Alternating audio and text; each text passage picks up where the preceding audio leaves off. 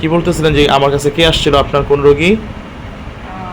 ঠান্ডা থেকে আমার একটা বোনের মেয়ে ওর স্বামীরে নিয়ে মানে ওর পিরিয়ডের সমস্যা ছিল। আপনার বোনের মেয়ে জি। তার স্বামীরে নিয়ে আসছিল? জি। কি সমস্যা ছিল ওনার? ওর মানে মানসিক সমস্যা ছিল, ওরা বুঝতেছিল না আর কি। আচ্ছা। আপনার কাছে আসছিল পরে আপনি ডিসিশন দেওয়া ওরা টাকা সাবান নিয়ে গেছে। আচ্ছা, সুস্থ হয়ে পিরিয়ড ঠিক হওয়ার পরে বাচ্চা পাইছে।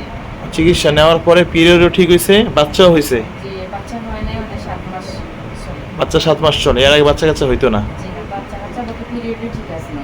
ওর আগে পিরিয়ড ছিল না, মানে পিরিয়ড ঠিক ছিল না? জি না। ওটা তথ্য শোনার পরে আমরা আর কি আচ্ছা আচ্ছা, আচ্ছা, বুঝতে পারছি।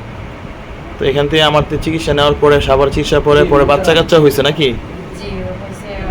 মানে মানসিক কম আছে। পিরিয়ডও ঠিক হয়েছে, এখন আল্লাহ দিলে বাচ্চা হয়েছে 7 মাস পেটে নাকি? জি এগুলো তো আমাদের সুস্থ হওয়ার পরে তারা আমাদেরকে মানুষ খোঁজ খবর নেয় না। জি, আজমতার আমি একটু বিরক্ত করি। না না আসলে ওরা তো আপনাকে স্মরণ করিয়া মানে আমরা পাঠাইছিলাম। আচ্ছা ঠিক আছে, কি বলেন? যে আমরা ভিডিও